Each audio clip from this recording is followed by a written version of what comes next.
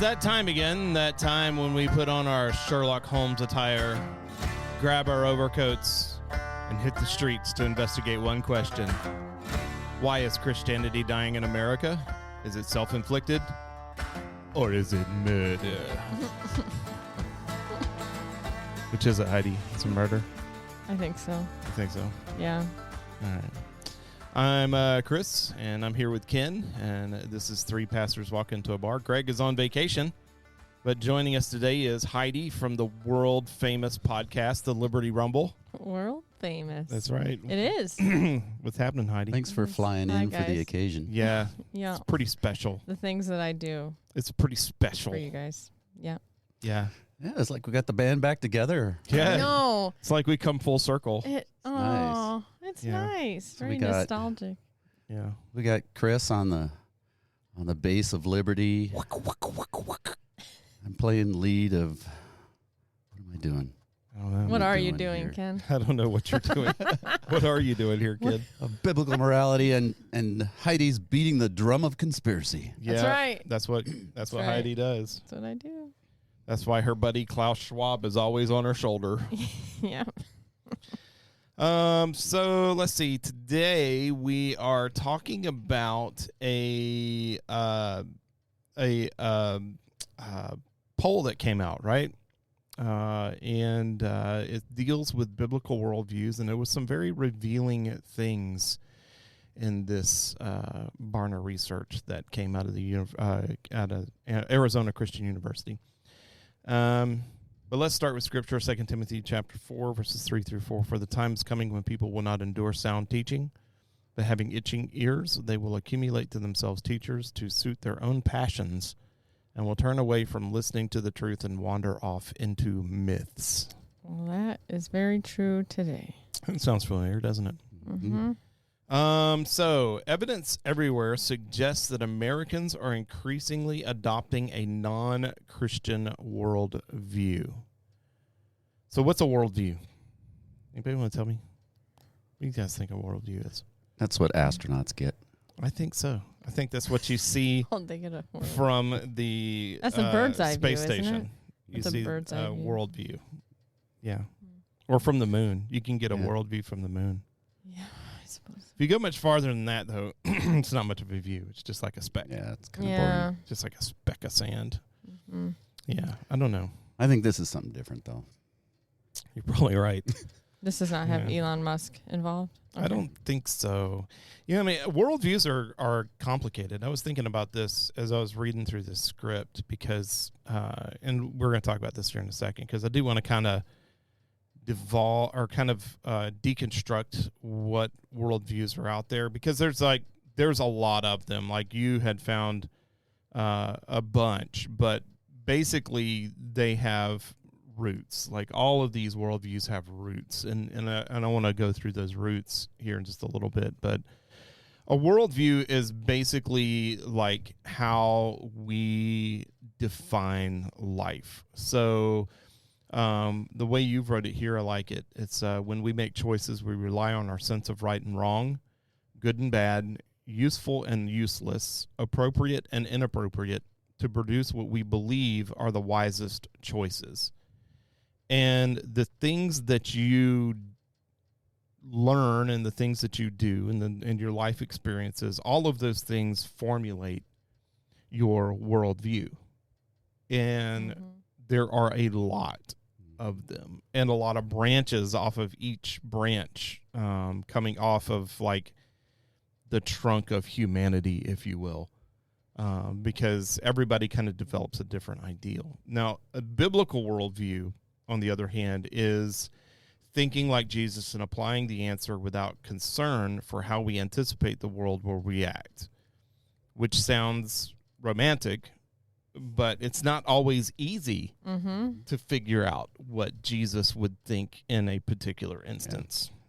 Yeah. This is how the surveyors defined a worldview and a biblical worldview. Because, we're big on definitions here about knowing what we're talking about and agreeing on the parameters of what we're talking about. So this is how they defined it, and they define all of these other categories so that we know exactly what they're talking about when they put people into different categories. Yeah.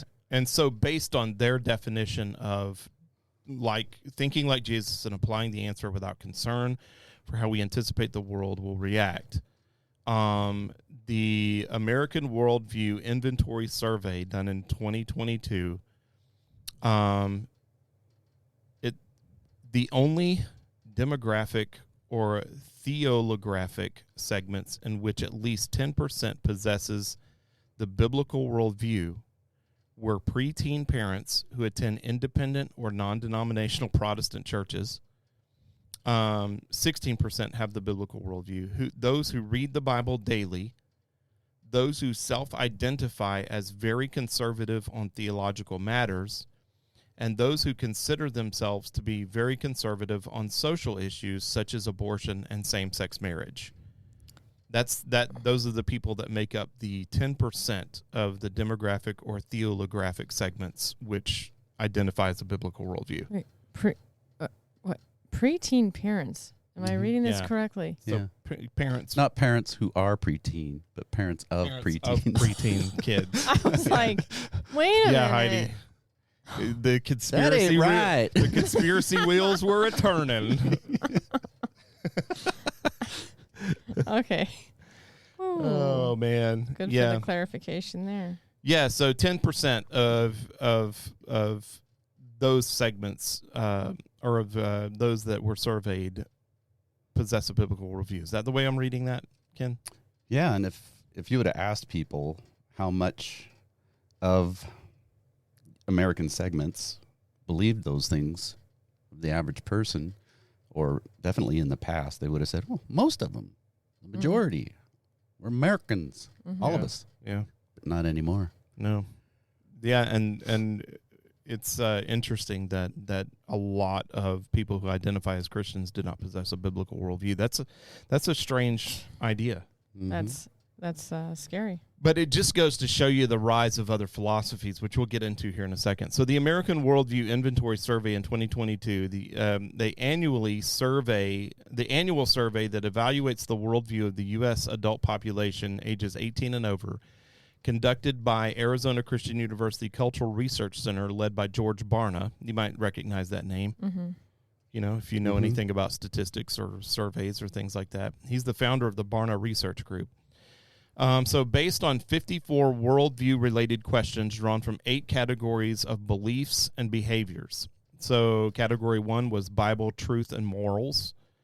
Category 2 was faith and practices. Category 3, family and value of life. Category 4, God, creation, and the universe and history. The next one was human character and nature, followed by lifestyle, behavior, and relationships. Then on to purpose and calling. And then finally, sin, salvation, and God relationship. The survey is the first survey of its kind to measure not only the biblical worldview of Americans, but also competing worldviews. And what I thought was interesting here was in your research and probably what you got from Barna, you listed some of these worldviews: secular humanism, postmodernism, nihilism, Eastern mysticism, Marxism and critical theory, moralistic therapeutic deism, syncretism. All of these are except for postmodernism, most of these are branches off of the kind of basic worldviews. And I think it's valuable for us to kind of explore the kind of basic philosophical worldviews that are out there. Because one thing that I think Christians do a lot of times is we read the things that we want to read, and then we don't really fully understand what's really out there. And so then when those things come along, we fall for them because we don't really understand them. And they sound good. You know what I mean? There's a lot of things about different types of philosophies that actually sound good and that like actually make a lot of sense. Like Black Lives Matter. Well, like Black Lives Matter, and it has its roots in different types of philosophies. So I wanted to go through like kind of the 7 like core worldviews that are out there that philosophers and people who deal with philosophy kind of talk about. And all of these things are ways that people make sense of existence, and how they live and how they experience life and how they make decisions, which is what a worldview is. So the first one is materialism. Materialism is the universe consists of matter only, and the only way to know is through sensory empiricism and reason and science. You might know a person who approaches life in a very logical sense like that. You might lump atheism into this group of people, and people who believe that there is nothing to humanity other than just matter. You know, that once we die, we are annihilated and there is nothing after it. You're just gone. And so, hey, Gavin, can you go turn the heat down, or I'm going to die? I'm like the frog in the boiling pot of water. You know, it's like it warmed up very quickly. Yeah, I told you it warms up like super quick, and like Heidi's like gets in, she's like, "It's cool." It was freezing, but now I'm on the verge of sleeping because I'm toasty warm. You just get me talking for like 10 minutes, and the heat and it heats up in here, all the hot air coming out. And then the next one is pantheism. Pantheism is the exploration, the idea that the universe is all ultimately one reality. And you just have to awaken to that. So Buddhism is part of that branch. Anything that deals with the idea that the universe is a totality, even some New Age beliefs are lumped into this idea of pantheism because they believe we're all energy and that when we die, we all kind of devolve into this one energy. And so a lot of different groups follow into that line. Then the next one is deism. And so deism deals with the idea that reality is 2 aspects, matter and spirit, the physical, the non-physical, the natural and the supernatural, and there really isn't much of an overlap. You would think that the way that Paul describes a lot of the New Testament that we would fall into this category, but we do not. This is more of a if you've ever heard like people on like paranormal shows. You ever watch any of those? You should watch them. Yeah, I know. As just an exercise in gaining knowledge, because it's pretty interesting to hear them talk about ghosts and spirits. You know, I mean, as believers, when we look at this, is an interesting exploration in worldviews, right? As believers, when we see or hear about people that are experiencing supernatural experiences, like a person has passed on and then this person's echo is kind of like haunting this place or whatever the case may be, from a Christian worldview, we would look at that and say that is either a demonic manifestation of a particular kind of idea, or it is like a familiar spirit, which is also a demonic manifestation. I mean, any kind of like supernatural activity that does not glorify God ends up being demonic, because that's just the way our worldview is built. That's not how a deist would view things. Like a person who views the world like through that deist kind of lens would view them as dwelling simultaneously together. Like there is a non-physical and a physical. There is a natural and a supernatural, and they kind of coexist. Kind of a parallel universe, sort of a similar, but they all exist simultaneously together, and you can tap into that somehow. I'm not sure that you would put like naturalists or like animalistic or shamanistic kind of stuff into that. Perhaps, I'm not really sure how you would define it. I guess it depends on how their belief system is structured. Then where we fall at is theism. So theism is the idea that God is infinite and absolute creator and ground of everything and everyone, the source and destination of all life being knowledge and action. And there's a lot of branches that fall off of that religious tree. Christianity, Judaism, Islam, any religion that believes that there is one God and one creator of man. And then from that blooms all the different ideas that come off of that branch, right? And then there's existentialism, which means that life doesn't seem to be inherently coherent, meaningful, or particularly conducive to happiness. But we can work to create order, meaning, and happiness anyways, right? Poor people. Yeah, I know that's a rough one, but I mean, it is the idea that we exist to try and make happiness. Like, if you've ever listened to Jordan Peterson talk a lot of times, you'll hear him talk about the how tragic everyone's life is.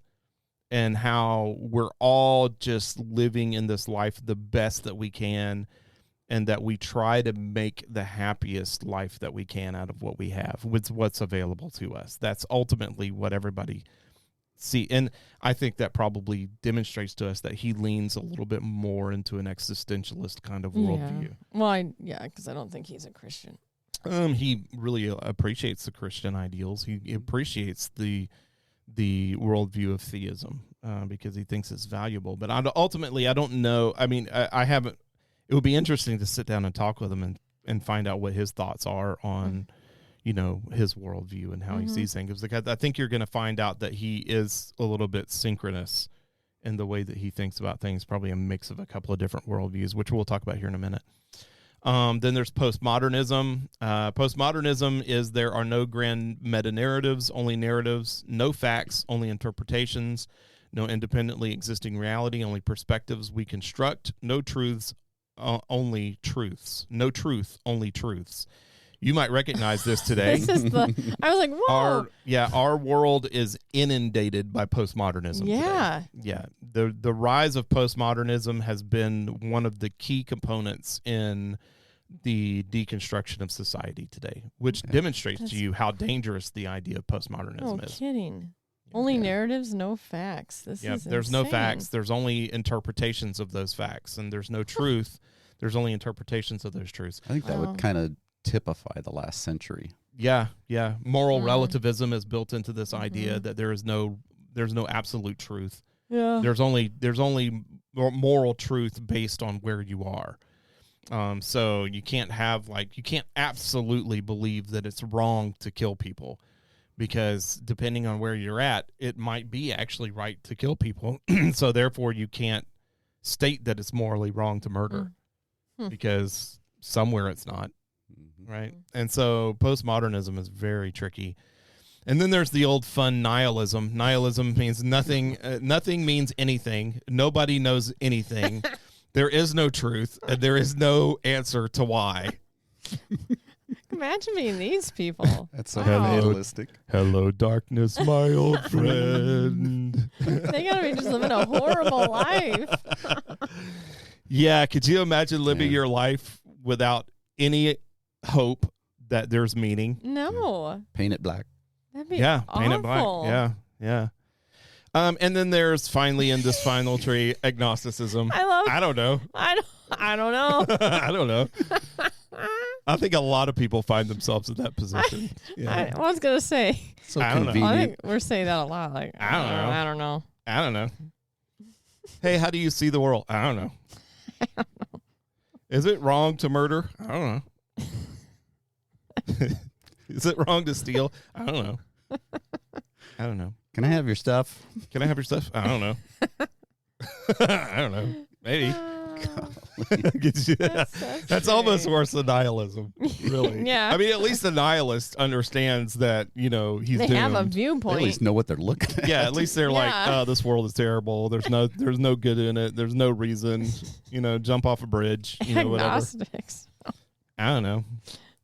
And then those kind of break down into 5 key questions that drive worldview philosophies. So the first one is what exists, right? So a theist would say what exists. Well, God exists, and God created all that exists. Mm-hmm.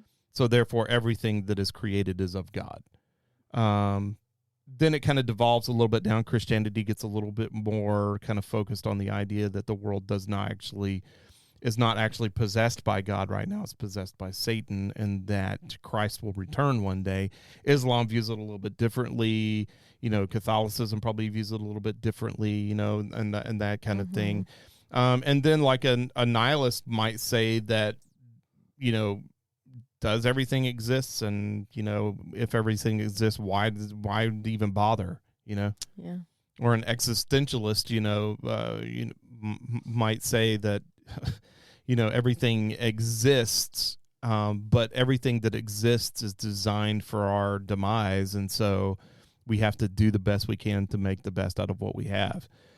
And so that kind of, what exists. And then there's the psychological part of it. What is human nature? Christianity states that humans are built-in sinful. Mm-hmm. Whereas other groups might say that humans are inherently good. Christians would not agree with that statement. It's funny. I have Christian friends that actually think human nature were inherently good. Yeah, I'm sorry. I know just by looking. They would be, this is seeing some of this. I'm like, oh, yep, that's the type of Christian. Yeah, it gets pretty into this. Once you start asking these questions, like, first of all, what exists? What is human nature? I know just by the fact that I can look in the mirror that humans are not inherently good. Oh, yeah. I'm not an inherently good person. It's hard. I have my own struggles, Yeah. Doesn't everybody, right? It's hard to live the life that that Jesus calls us to live. It's not easy. If it were possible, we would not need grace. Sure. That's kind of the whole, and it's interesting, once you start to understand these concepts, the whole New Testament begins to make sense to you, because it's Paul trying to understand the need for grace in the world that we exist in. He understood that everything exists because God created it. He understood that human nature is inherently evil because he can see it. Mm-hmm. And so there was a need for grace because human nature is inherently evil. That's kind of how that Christian worldview got developed. And then there's the ethical part. How should we act? So what is the ethical thing to do? What's the right thing to do? And then the epistemology part. How do we know these things?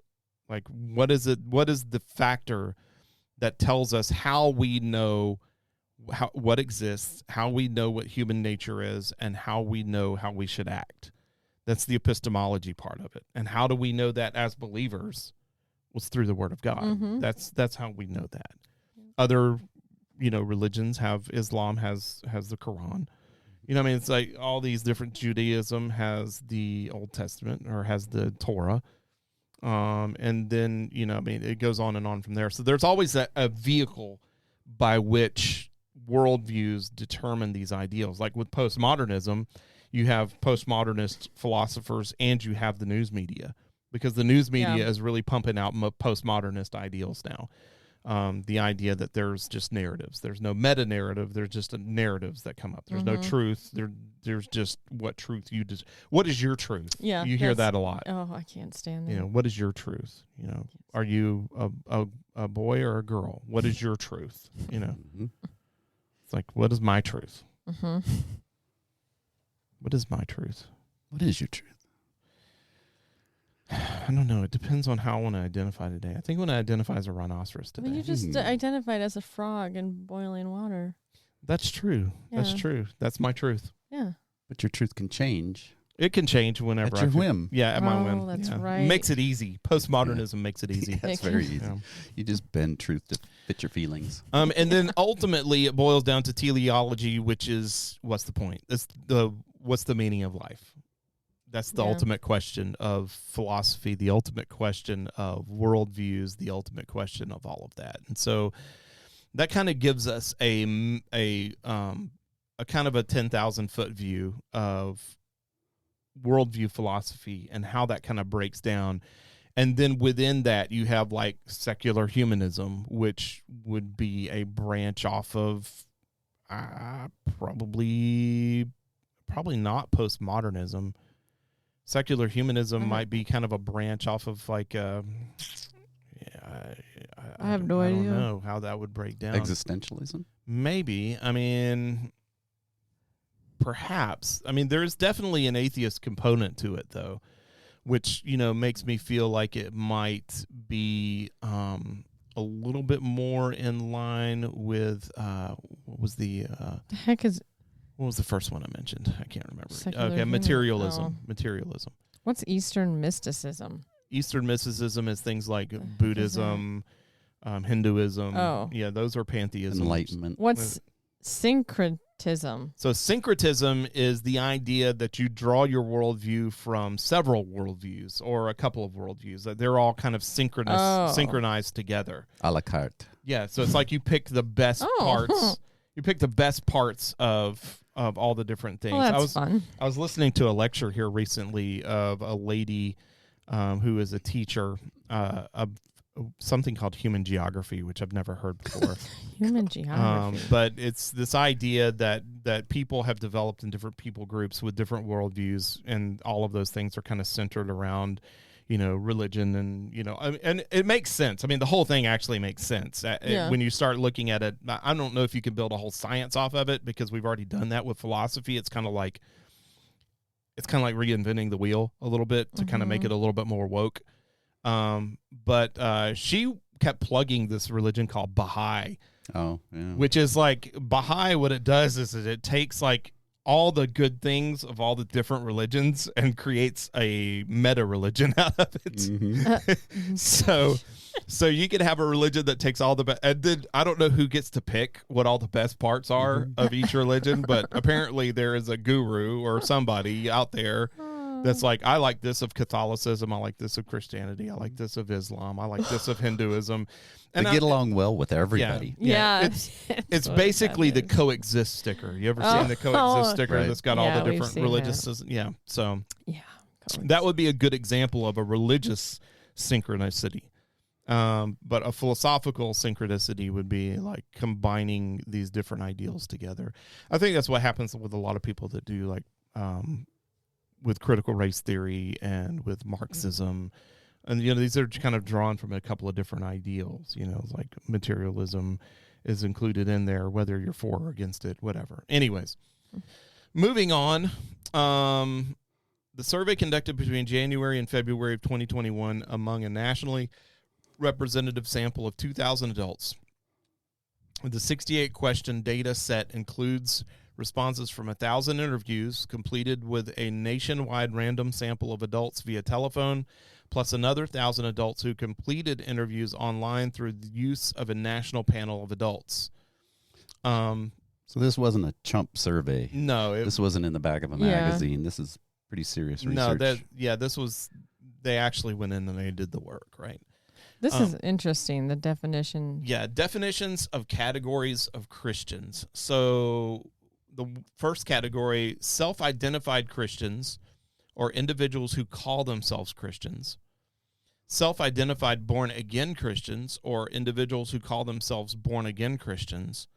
Self-identified evangelical Christians, people who call themselves evangelical Christians. Theologically born-again Christians. So theologically born-again Christians are those who say that when they die, they will go to heaven, but only because they have confessed their sins and accepted Jesus Christ as their Savior. And then integrated disciples. Individuals who have a demonstrated ability to assimilate their beliefs into their lifestyle. This group consistently, albeit imperfectly, comes closest to reflecting biblical principles into their opinions, beliefs, behaviors, and preferences. I thought that was an interesting term, integrated disciples. Because there's the spectrum. Yeah. So that's kind of what they're shooting for, like to get to identify who these people are. So my question is, on the theological born-again Christians, these other definitions or categories, they don't believe they're going to go to heaven? Well, I think they believe that they're going to go to heaven, but I believe that they don't think they need to accept Jesus Christ as their Savior. I'm not exactly sure how that all breaks down. Obviously there's a difference between people who self-identify as born again and self-identify as evangelical. And I think it probably has to do with the church that they go to. Mm-hmm. If you go to a modern, larger kind of contemporary, evangelical church, you're going to identify as evangelical because you're told to identify as evangelical, whether you know it or not. The news media, the people in your church, they kind of say evangelical things a lot, and they kind of build this idea. Well, I think people who identify as Christians is probably a really broad term, because you probably have people that are in that group that go to church, people that don't go to church. Some of them have a very limited knowledge of the Bible. Some of them have a great knowledge of the Bible. Some of them are people who probably identify as Christian but don't identify as a churchgoer. They don't believe in church, or they don't believe in church as it's seen today. There's home church people in there probably. There's all kinds of kind of ideas that build into that. And there's probably a lot of Christians out there that don't even know the term born again. Mm-hmm. Well, I was going to say... it's kind of generational too, right? Mm-hmm. It's probably built into that a little bit. So there's probably a lot of different ways you can kind of mitigate that data. Yeah. And those terminologies, ultimately, I think what you want to be in this chart is an integrated disciple.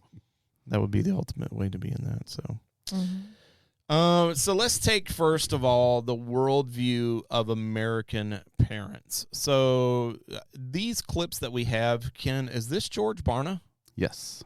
So these are his statements audibly in various videos that he's done or interviews with others. Give me a second, because I'm not sure if I added the, let's see, where am I at here? Where's the Roadcaster? There it is. Gavin, am I connected? Okay, yeah, I'm connected. All right. So we're going to play a couple of clips here. Let me play this and see if I'm on. We should have sound tested this before we started. You ready, Gavin? And that's one of the things that we're even finding with parents, is that children aren't paying attention to their parents in terms of developing their worldview, because we've learned from this research that their parents are saying one thing and doing another. And so children are walking away from that saying, oh my gosh, my parents are just as confused as I am. They don't have it figured out either. So I'm not going to pay attention to them. And they wind up getting their worldview from movies and television and video games and social media, all these other media places, because there tends to be a consistent message there.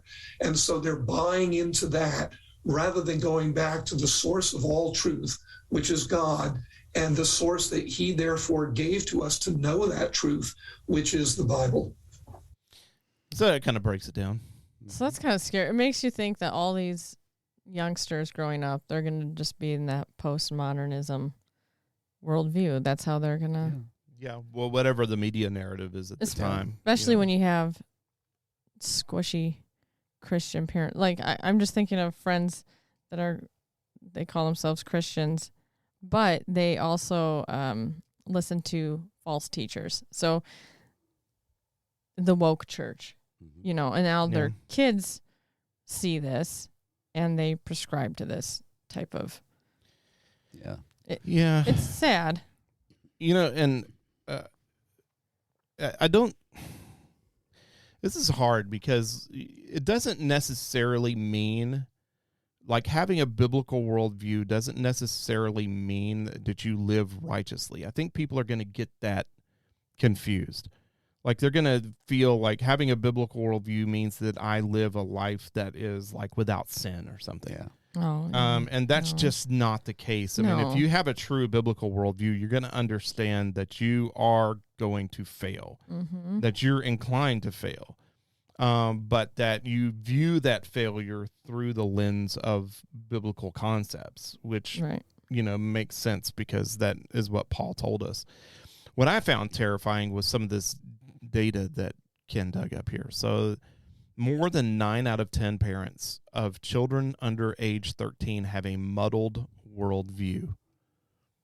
9 out of 10. 9 out of 10 have a muddled worldview, which... So those parents who were maybe raised in a Christian or religious home, But then when they became parents, decided, well, I'm not going to force my worldview on my children. I want them to discover it for themselves. I want to expose them to all sorts of ideas and then just release them to find their way in the world.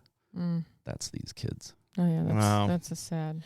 2/3 or 67% of preteen parents claim to be Christians, but only 4% of them actually possess a biblical worldview. What? 4%. Yeah. 4%? Yeah. Those are the Christians who, I'm not Hindu or Buddhist or Islam, so I must be Christian. Yeah, exactly. And a lot of those probably grew up in Christian homes, so they identify as Christians because they grew up in a home or they're Catholic or something Western. like that. Yeah. American. Yeah. But they don't actually possess a biblical worldview or understanding of what a biblical worldview is, at the very least. Yikes. Yeah. A majority of today's parents are millennials, the adult generation in America least likely to possess a biblical worldview. The younger the parent is, the less likely they are to have a biblical worldview. That's what the data found. The younger the parent. That does make sense, though, doesn't it? Yeah. Yeah.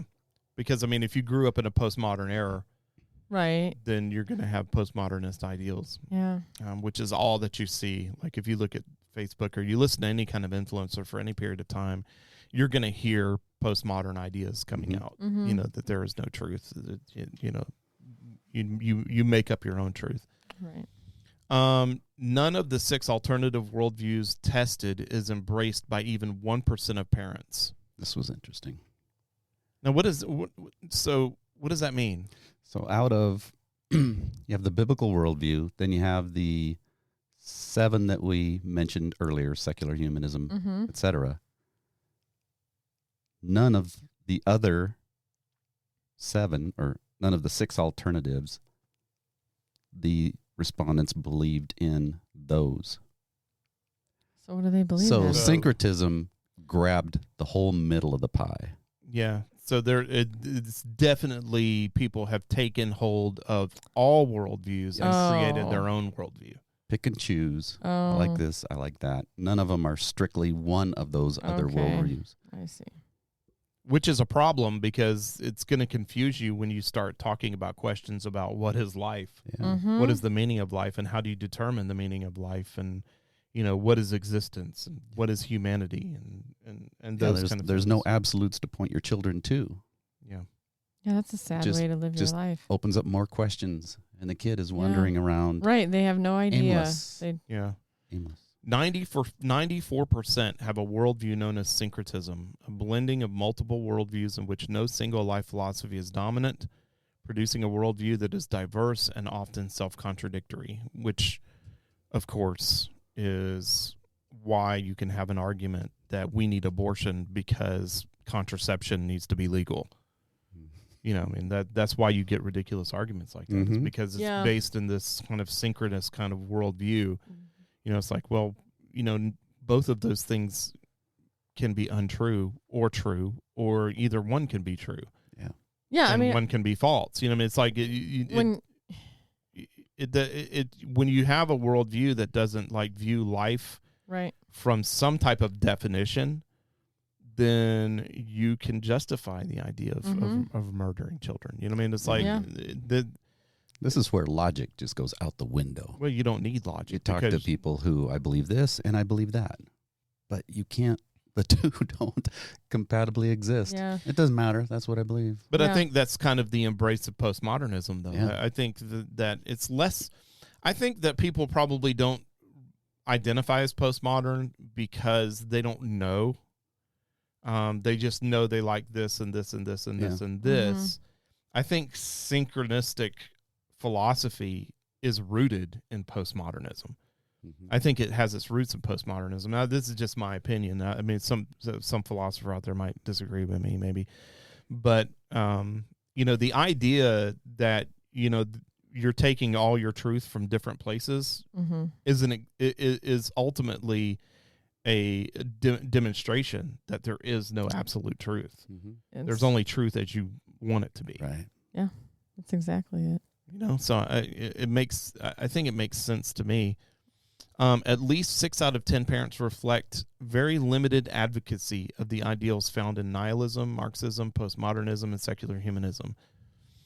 And I think that's because of education. I think people just don't know. You know, they're taught. They're either in public school, they're either taught secular humanism, or they're taught postmodernism. That's what is taught in schools. That's the philosophies that are taught in school. Whether you are teaching it through, you know, science and curriculum, or whether you're just outright teaching it, and that's what you're being taught in school. Yeah. This one's interesting because you could say on both sides of that, well, it's a good thing that they don't understand what it is they truly believe, you know, the roots, the origin, the history of these things, because if they did, then that would be very dangerous. But then on the other hand, you know, it's ignorance is bliss. Yeah. Because you don't know that, you easily grab onto it because you don't know. So both sides of them are dangerous. Yeah. It's only knowledge and truth that really is valuable and worthwhile. Yeah, it's almost like if you're going to have a worldview, at least have a worldview that has some type of grasp of truth. Yeah, or at least know what you believe and why. Yeah. And be able to explain it. Yeah, not live in like this confused, muddled mess, you know, just like have a worldview and focus on that, you know, as opposed to just like picking and choosing or like whatever comes along is just whatever comes along. So why? The question is why? Why did we get here? Why are we in the position that we are in? And Barna had something to say about that. And we've got to be looking at the arts and entertainment media that we allow our children to be exposed to, because we know that of everything that I've been studying, it's the arts and entertainment media that are having the single most traumatic impact on the worldview development of our children. Yeah. It's true. So it's interesting because I don't know if you guys watched Candace Owens' new film documentary. The BLM documentary. Yeah, it was good. It was good. And she had some quotes that she put on there, Malcolm X said, about media. And if that is what you are basing things off of, media, I mean, the way that they can turn a story and just make it something that it's not, like they're creating this narrative, they're putting it out there. I mean, it's scary.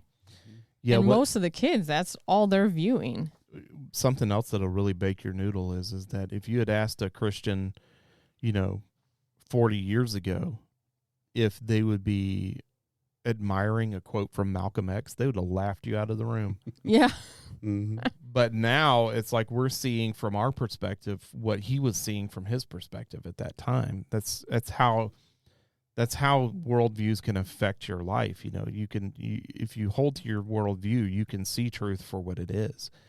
And that's what he saw. You know, I mean, we don't agree on, you know, the source of that. No. You know, Malcolm X was a Muslim. Yeah.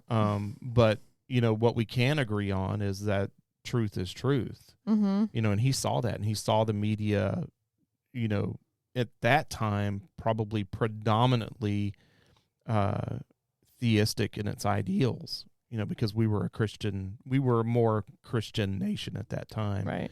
With more Christian ideals, and we probably did that improperly, and it never goes well when you have a theistic nation that's not run by God. You know, I mean, when you have a theistic nation that's run by men, it always gets corrupt. But you know, he's seeing the same things that we're seeing, and I've heard people in the past, like really, like, you know, people will go through school and they'll get like degrees in philosophy. And then people will be like, oh, what a useless degree, a degree in philosophy. And, you know, it's like, well, not really, because once you begin to understand what philosophy is, you realize how much philosophy drives your life. Like every decision that you make is driven by some type of philosophy. And understanding that is key, you know, and how you determine that, you know. I mean, it's like, and trying to piece all that together, it really demonstrates to you how important philosophy is and what philosophies your children are being taught. And it should be taught younger. You know, philosophy really doesn't become a formal subject until you get into college. Really. It really ought to be taught a whole lot earlier. Yeah. What is the meaning of life? You should be asking your kids that question. You know, what is the meaning of life? Why do we exist? What is existence? You know, all of those really deep questions that people say hurt their brain. I don't know if I want public schools No, they're going to be taught doing secular that humanism. because they're not going to, it won't be right. So they're going to be taught postmodernism for left sure. to the parents. So the research identified a variety of conditions that contributed to the results. So millennials comprise a majority of today's parents of preteens. Among the nation's 4 adult generations, millennials have the lowest likelihood of possessing a biblical worldview. That's a failure of the church. Yikes. That's what that is. That's a failure of the church. That is bad. Yeah. You can trace that down to a lot of different factors. The rise of new evangelicalism, the rise of easy believism, the rise of even like modern kind of churches that have modern ideals about the Bible.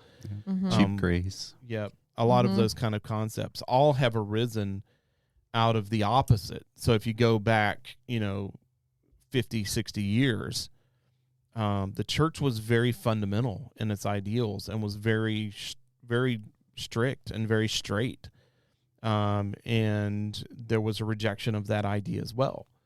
And so it's like man has a hard time accepting the literal interpretation of Scripture in so much as it affects his life, but also obviously cannot handle the loose interpretation of it either, because it drives us to both extremes, which pushes us into postmodernism. This is so just an example of how people view Christianity today. I had a friend, she went to Disney over the Christmas time frame, and she showed a video, and I was like, oh, they're actually singing Christmas songs, like, actual. Like traditional Christmas carols. Right. Yeah. And then, you would know her. She's, what is her name? She did some stuff in North Korea. She's Asian. The reporter? Yes. So I know who you're talking about. I can't put a name on it. She got up and spoke, and she starts talking, and she said, Jesus is not about judging. He does not judge. And I was like, no, that's not actually true. What in the world? And, everyone's like, yeah. And I was like, oh, my goodness. This is just the type of thinking. Well, that's a postmodern view of Jesus. There is no truth. It's just whatever truth you choose it to be. It's so crazy. Yep. And they've been taught that in their congregations. They've been taught that of in their course. churches. Yeah. Yep. Absolute truth is out. We don't need absolute truth. No. It's moral relativism today. Yep. Almost 6 out of 10 dismiss the Bible as a reliable and accurate source of God's truth. Oh, that's scary. 6 out of 10. Wow. That's over 50%. Just 4 out of 10 preteen parents believe the Bible can be trusted as God's accurate words for humanity. Even so, fewer than half of those individuals read the Bible at least once a week. There you go. There you go. Yeah.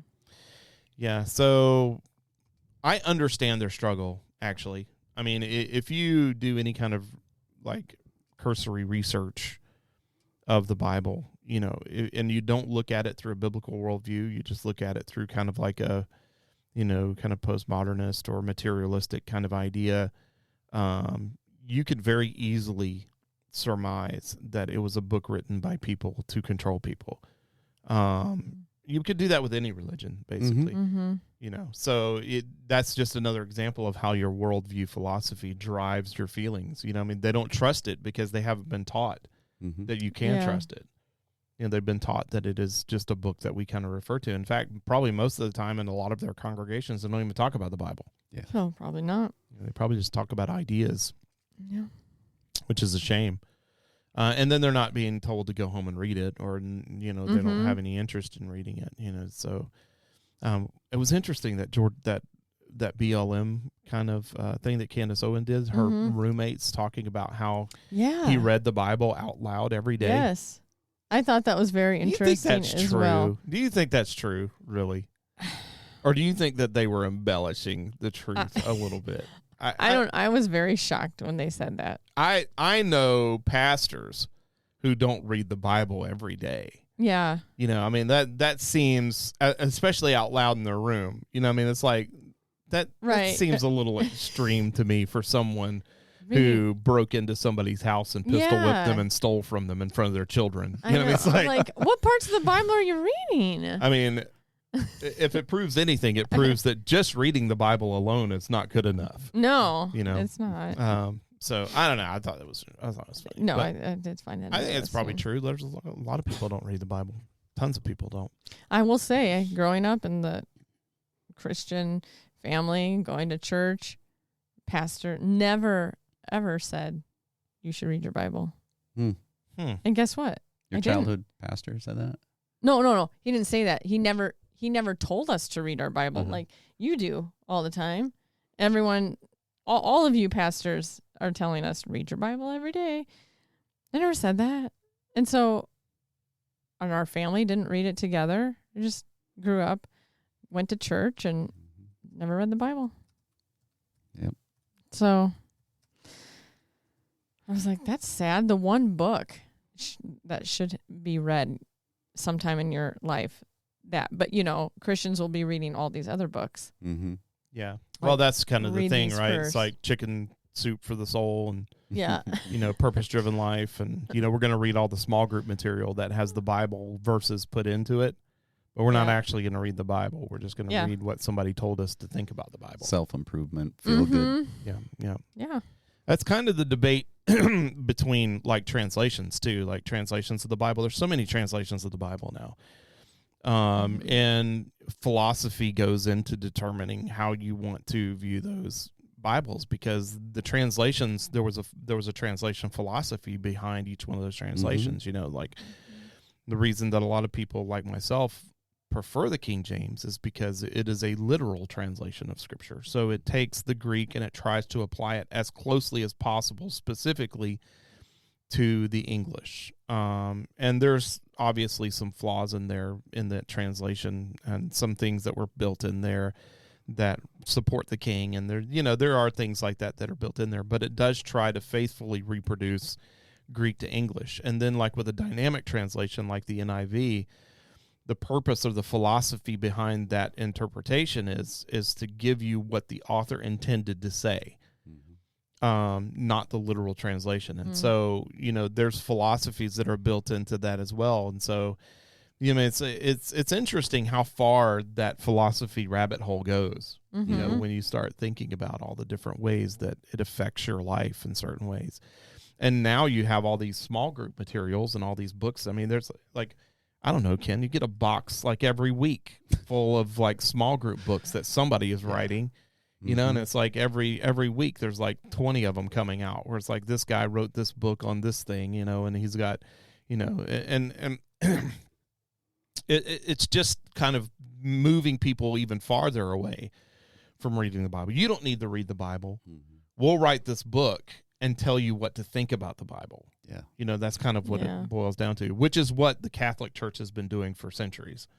They've been reading the Bible in Latin and telling people what they should believe about the Bible instead of encouraging people to read it for themselves like we do here. One of the things that we do at Athol Baptist is we're always encouraging people.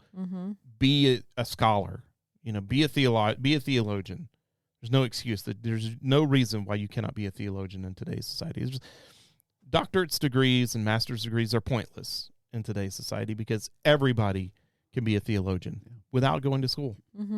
The information's out there. You just need to learn it. And so, it's interesting to me how far those things go. There are only 3 groups of churches boasting an above-average proportion of preteen parents who possess biblical worldviews: non-denominational or independent Protestant church or independent Protestant churches.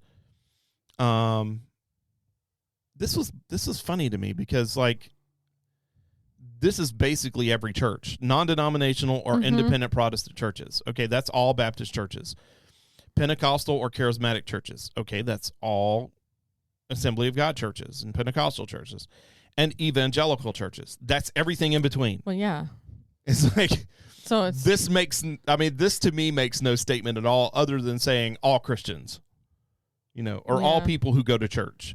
So basically what it boils down to is that the only way that groups of people have a higher than average proportion of preteen parents who possess a biblical worldview is if they go to church. Well, I believe that's the way it seems to me. I remember he defined what each one of those were with very specific parameters, but I didn't put it in here not to drag the conversation down into that. Non-denominational, that's a church who does not identify with the denomination, which is an independent church. We are an independent church, although we affiliate with the Northwest Baptist Convention. A Protestant church is any church that has protested from the Roman Catholic Church and the Church of England, which would include, your Lutheran churches, your Reformed churches are Protestant in nature. So then Pentecostal and Charismatic, that follows that whole vein that split off for the gifts teachings. And then evangelical churches is just basically anything in between. Like the definition of an evangelical church is any of the classical Protestant churches or their offshoots. So, it's like, to me, what that sounds like is if you go to church, you're going to have a higher chance that you're going to have a biblical worldview. Am I reading that right? Because that's what makes sense to me. See if I can bring up the study here, and I'll try and find those definitions. Fewer than 1 out of every 5 parents of children under 13 attend those types of churches. What other type of church is there? I don't know. I don't understand. Fewer than 1 out of 19%. So fewer than 1 out of every 5 parents, or 19%, attend those types of churches. I'm trying to think about what other types of churches there would be out there. Christian churches. Yeah, I don't. I guess maybe there would be Catholic. Well, aren't they? They're not any. They're not included in this category. Oh. Because evangelical churches are offshoots of Protestant churches. So yeah, this would so that's one. That's one. Catholic would be one. Church of England would be one. Never even heard of that. Well, Church of England is an offshoot of Catholicism. Church of England was the root of the Crusades. Oh. That was not the Catholic Church. Although they are very similar, right? They're our Orthodox churches. Probably you're not included in that. So Eastern Orthodox. Yeah, I guess you could go through and you could kind of pick out some if you really, really thought about it. Preteen parents in households earning between $40,000 and $75,000 annually constitute 1/4 of all such parents. They also represent half of the preteen parents who embrace biblical theism. Households making an excess of $100,000 annually rarely possess a biblical worldview. I thought that was interesting. What? Mm-hmm. So the more money that you make, the less likely you are to have a biblical worldview. That's weird. Why? Because it's easier for a rich man to pass through the eye, or a camel to pass through the eye of a needle, than it is for a rich man to get to heaven. Yeah. Huh. The more dependence you have, materialism, education. Yep. It's pretty stacked against it. Well, yeah, I guess all that education. The more postmodernism that you have, and the more materialistic reliance on yourself you have, the less you need God. And so the less you need God, the less you need a biblical worldview. So, yeah, it makes sense. Barna stated this. He said, sadly, the research confirms that very few parents even have the worldview development of their children on their radar. The typical American parent is either fully unaware that there is a worldview development process, or they are aware that their child is developing a worldview, but they do not take responsibility for a role in this process. He said, or they are aware the child's worldview is being developed, but choose to allow outsiders to accomplish that duty on the parent's behalf. Yikes. That's scary. Way to go, parents. Mm-hmm. Yep. We're just going to let Barney teach my kids their biblical worldview, or Blue's Clues. Well, that's great. Yeah. Or Disney. You remember the gays go. Yeah, you remember the audio clip that we played from Blue's Clues? Yeah. Oh yeah. Yep. Some parents have, or some kids have two dads. Mm-hmm. You know. Well, I remember that show, My Two Dads. Mm-hmm. Remember that? One of the chilling questions raised by the survey is whether the data point to a forthcoming virtual extinction of the biblical worldview in America.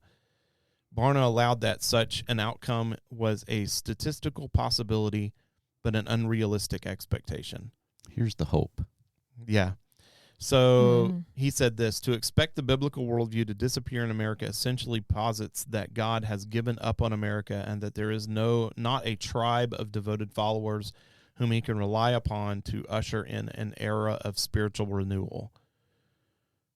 I think that might be necessary. You may not be able to turn Christianity around into a biblical worldview unless there is, in fact, indeed, a great falling away. Oh.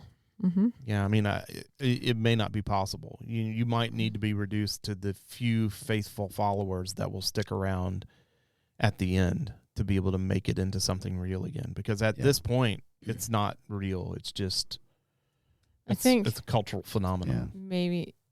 So is this what you're saying? This is what sometimes I think. Things have to get really bad before people get to the point. You know, because look at we're living in such a great time right now. Like America is doing so well that look at the things that Americans complain about. You know what I mean? Yeah, yeah. Mm-hmm. We don't actually have. Yeah. I don't know that it needs to get. Well, it may need to get bad to push away Christians who are not dedicated to the cause. You know. But it doesn't really need to be bad for it to exist, you know, like a remnant to exist. You know what I mean? It's like those things don't necessarily have to mesh together. They don't have to coexist. But it probably, you may be right that it needs to get bad for enough people to fall away for people, that you have a solid remnant left over to rebuild from. Well, and I was also thinking it has to get really bad for people maybe to wake up and turn to the Lord. Yeah, I don't know. I mean, we got a lot more here to cover. We might have to do a second episode of this, actually, because there's just a ton here. Oh, yeah. The reality is that culture-changing movements can transform a nation with as little as 2% of the population on board. This is the hope. Turning around the paucity of commitment to the biblical worldview cannot happen overnight in the United States, but it can happen. He continued, a relevant question is whether there is sufficient concern among that remnant to get organized and wage an uncompromising, strategic, and tireless battle to recast the heart, mind, and soul of Americans.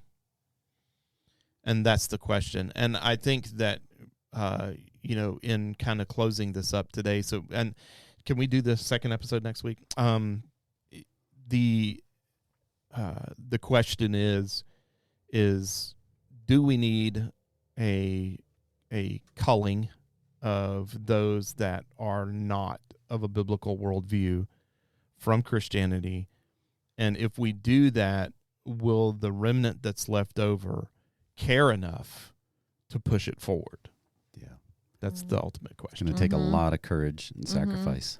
Yeah. And so I think that's the ultimate question for us here today. Heidi, we always do last words here. Do you have any last words? Don't put me on a spot like that. No, I can't think of it. I mean, this was just really good. It opened my eyes. I never would have guessed any of this. Yeah. Yeah. It's sad. It's a sad state of affairs that we have here in America. Yeah, the state of American Christianity is really... It's easy to think it's better than it really is. Yeah. In our isolation, you know, we don't really have the 30,000-foot view that he's given us here. Mm-hmm. When you look at the entire whole and you truly define where people are at and measure it, wow, it's worse than we thought. Mm-hmm. Yeah, you think that that part of the reason why a lot of the worldview of Christians has skewed over is because we have built up a pedestal for our leaders that they are supposed to be flawless. I was looking at, and if I'm looking back at the history of like all the great religious leaders that have come along, you know, I can probably name on one hand the number of leaders who affected the world that did not have some type of scandal, you know, built into the soup, you know, and you know, Billy Graham was probably one of them, although he had his different types of scandals. But you know, I mean, when I walked into my mom's last night, we were going to watch a football game, and she had the TV going. She's always listening to some kind of like quartet singing or some kind of Southern gospel deal. And it just so happened that Jimmy Swaggart was playing. You may not know Jimmy Swaggart, but if you if you're of a certain age, you know who Jimmy Swaggart that makes me is. Feel so old. he was an extremely popular televangelist who people he was of a charismatic bent. I think he was probably Pentecostal to some degree. But he got caught with a prostitute in New Orleans, and it completely decimated the entire ministry. Which to me, like, I look at that and yeah, I understand, you know, that pastors and leaders, they're always put up and their sins are public and obviously blah, blah, blah, all that. But why did the ministry need to die? Because their leader failed. Right. And what leader do you know of that has never failed? Any? Yeah, I mean, I do think you're right. People do put them up on like a pedestal, like they are supposed to be flawless. Like, no. How are you supposed to achieve that? Right. You know, even David, a man after God's own heart, was an adulterous murderer. Oh yeah. You know, I mean, it's like how do you reconcile that? I'm not sure why people have that viewpoint. It's just kind of, I think, what has built in some of the things that have built in the components that have slowly eroded the biblical worldview, because we put our faith in men as opposed to putting our faith in God. And that was a mistake. Yeah. We should have never lifted men up above God. We should have never had the Jimmy Swaggarts or the, you know, the Rick Warrens, or I don't care, take your pick, Vody Bachman. You know, I mean, in today's society, I mean, you hear a lot about him, you know, Reformed theologist, you know, covenant theologist. You know what? He's a dude. Yeah. He puts his pants on just like everybody else. He goes to the bathroom just like everybody else. And he has the same sins and struggles that everybody else has. You know, and so, you know, maybe that's part of the reason why the worldview is so skewed, is because we have taught people, look at your leaders instead of looking at Christ. Yeah. I think that's it. Yeah. And, you know, I just want people to like hear, you know, look to Christ, you know, don't look to me. You know, I'm going to fail you ultimately. You know, I'm a flawed individual. I have flaws. It's just the way it is. Yeah, you I know. Have flaws? I know, it's a shocker, Heidi. Wow. Calm down. I never would have guessed. Hold on, let me take my halo off. Gluten and sugar. Hold on. Yeah, that's true. That's all you have to say. Yeah. I also drink a soda every once in a while. Oh, okay. Well, you need to stop now. I'm out of control. Yeah. That's too much for me. Repent. All right. Well, that about does it for us today. As always, thank you for joining us. If you have any idea for an episode that you would like to hear us investigate, or a guest that you'd like to hear us interview, send us an email at 3p@ethelbaptistchurch.org. If you enjoyed this episode, please give it a like, share it with your friends, and subscribe so you don't miss any future episodes. Thank you, Ken and Heidi and Gavin, for helping us produce this episode. Thank you, ABC and its members, for its generous support of this ministry. And again, thank you for listening. Until next time, remember the Great Commission: go into all the world, reach the lost with the gospel, and build disciples who can do the same. With that, we are out.